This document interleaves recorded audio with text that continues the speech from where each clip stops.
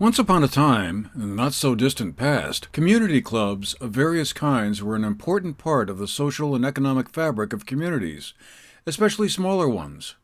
Membership in organizations like the Rotary Club, the Lions Club, Kiwanis, Fraternal Order of the Eagles, or the Masons, just to name a few, were a mark of community engagement, networking, to use a modern-day term, and social standing. Such clubs still play an important role in their communities, if one that also may not be as visible as in the past. The connections between members are still important, as are the occasional events they sponsor or support. And over the past 2 years, the COVID pandemic has made the once routine and regular weekly meeting into a more challenging affair, one some groups now do via Zoom.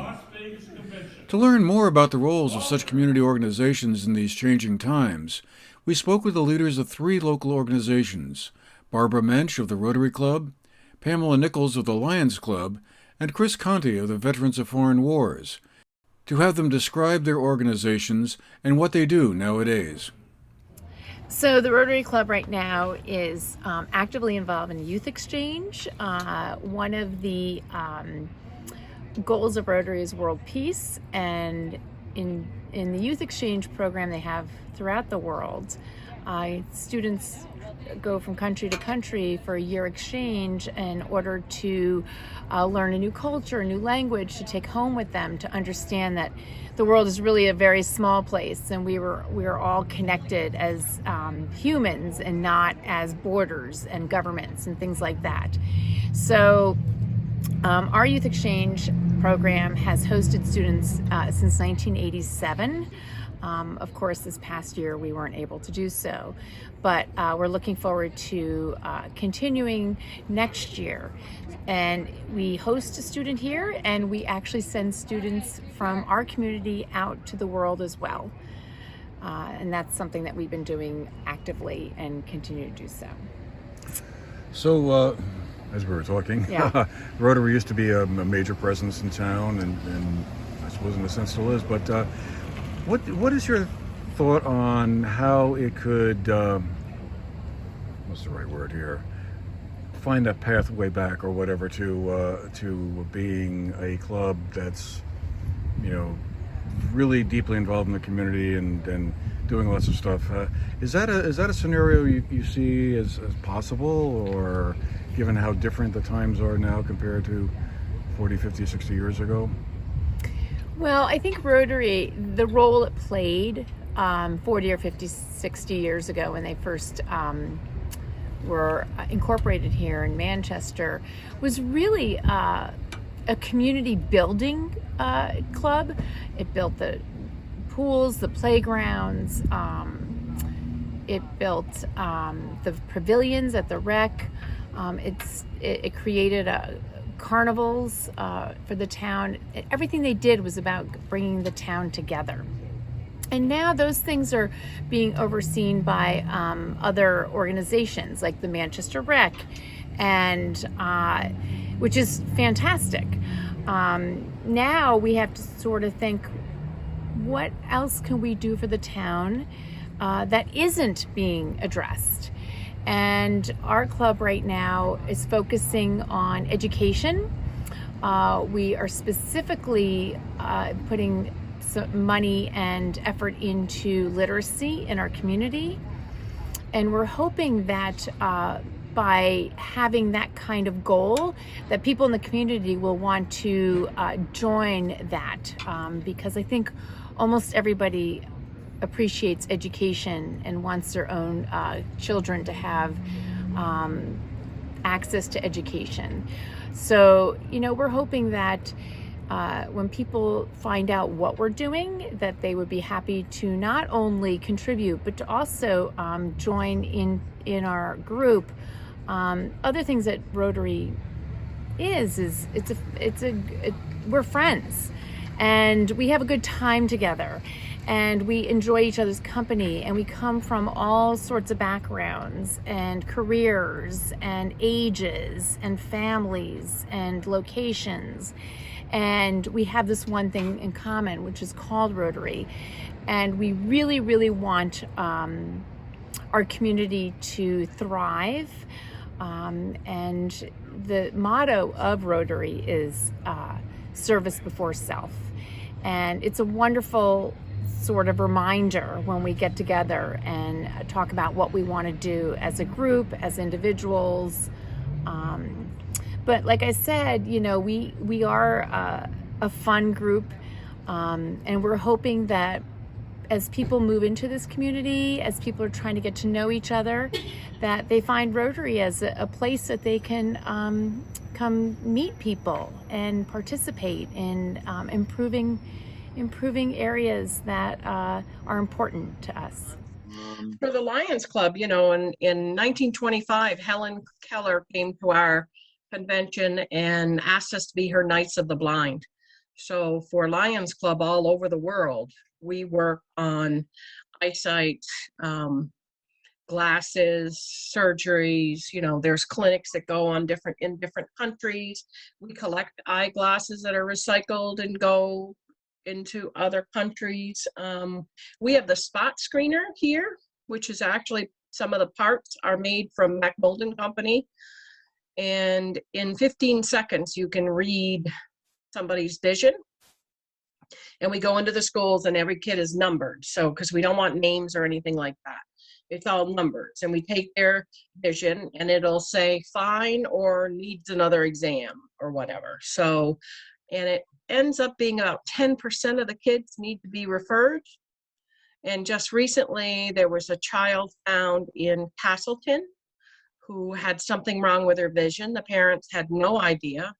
And if she hadn't had eye surgery within the next 6 months, she would have lost her sight permanently. So that gives you cold chills. And that's happened a few times for us. We had one when we first started with the spot screeners up in Barrie, who both of her parents were doctors. She was nonverbal. They just figured, she was 3 years old and she'd come around and whatever, and ended up that she had a pretty serious, she really couldn't see at all and had to have eye surgery. And once she had her eye surgery and she could see, she started talking apparently like crazy.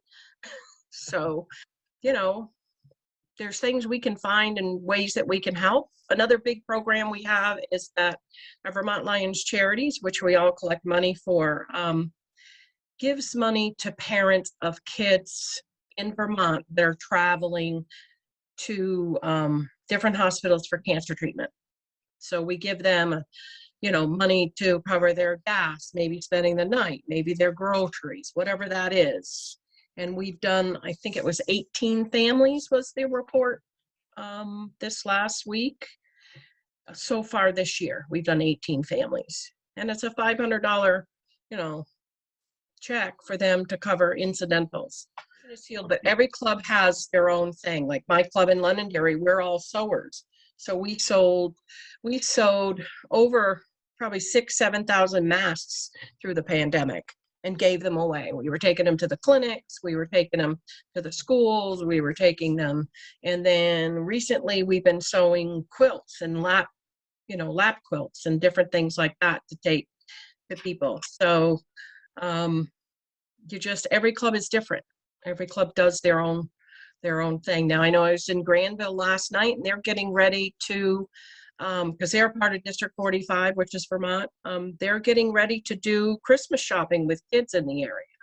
They have 20 kids that they give the kids money to go and take them they used to take them shopping. Now, because of COVID, the parent brings them and they get an envelope with cash and a calculator and they can go around the store and buy gifts for their family. That's quite a large thing for Granville. I mean, that's a considerable amount of money for them. So why do you think it is that it's hard to kind of keep new members or get new members to come in? I mean, is it just that, younger folks are so busy and they got one thing or another going on, they don't have time for this sort of stuff? Or, I've heard that mentioned a couple of times. Or what do you? Well, I think it's a club, and we've started to do this, and I keep suggesting this to clubs. In the pandemic, we did Zoom, and we had more people showing up than we ever have at a meeting. So we continue Zoom. When we have our meetings, there are a few of us in person, but there's a few of us in Zoom. We have a few of us on FaceTime. So if if they can't get to a meeting, they can just get on Zoom and be at the meeting anyway. And I think as a club, as we get older, we need to adapt to what, the younger people do. I mean, they date, they meet their spouse, they get married. Basically, everything for them is technology. And we have not done that. So we have been really focusing and striving to get our clubs to use technology to make it easier for their members to come to the meeting and participate and feel part of the family. And then they come to activities and they help, or they make suggestions. Or if they're not there, we don't get any of that. We have about 250 members. That's, every year they pay their dues. But in terms of active, month-to-month participating members, we have around 20 full-time veterans. And then there's also the auxiliary, which is close to another 150 people. And that's people with family members who have served, brothers, sisters, dads, moms. So overall, probably over 300 strong. That sounds like quite a few. Is that a high number for you, or is that about average? It's about average for the state. We are one of the larger posts in the state. I'd say, like Rutland and Burlington, they're obviously much bigger, and then there's smaller posts. But we're about typical size for the state. So, what is the mix of veterans kind of going back to the Vietnam era, or? Oh, we still do have some members from World War II alive and Korea. Most of them live in Florida these days, and we don't see them too often. But up until about 6 months ago, our active chaplain was a World War II veteran, but he just recently moved in with his family in New Hampshire for help. But a lot of Vietnam, a lot of Desert Storm. That is the big thing that kind of separates us from, say, the American Legion, is our members do have to be veterans of foreign wars, which makes recruiting a little bit difficult. We've got lots of members. A lot of people come in and want to join, and we wish they could, but unfortunately they don't qualify for some silly reason or not. But we make do, and they can always join the auxiliary. So what would you say is, or how would you define what the main role or mission of the club is? Is it to be sort of a social network for veterans to kind of get together and hang out, or? No, our main goal is to support veterans, not necessarily in a social club.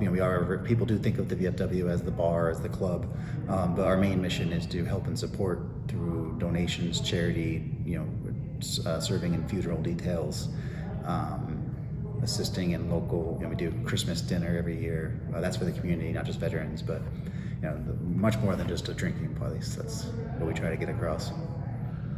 So how would you say is that basically the way the club has been for the past 30, 40, 50 years? Is it, or has it evolved or changed or grown in some way over the past, let's say, 10 years or so into what you are now? Back in the day, it was definitely many more veterans hanging around here socially. Nowadays, it's a lot more auxiliary members, social members. Us veterans are typically here for the events, the volunteering, stuff like that. We're definitely many less veterans these days than there were 40, 50 years ago. So we're struggling for membership. Now, do you have a way of connecting with returning veterans or people coming back to the neighborhood, or is it kind of just a word of mouth thing where somebody knows somebody who's coming back into town? It's a little bit of both. We don't have any formal way, of tracking. We do happen to know who in the area serves in the military just because it's a small community. When they get back from overseas, we reach out to them. We offer free memberships to active duty veterans who qualify, and kind of get them while they're still serving, get them to join, and hopefully when they move home, they would want to, continue to participate with the VFW.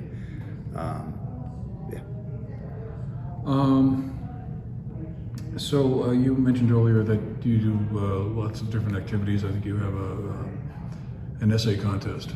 I seem to remember. I wondered, are there other kinds of sort of quote-unquote community building activities like that you do, or? We sponsor the local Boy Scout group, so we are directly affiliated with them. We're always doing, they come and help out on Memorial Day, Veterans Day, when we do ceremonial flag burnings. They assist with that. If you happen to have a flag that needs to be properly disposed, you're always welcome to drop it off here at the club. We have the essay contest and the Voice of Democracy contest, both of which are through the elementary schools and the high schools.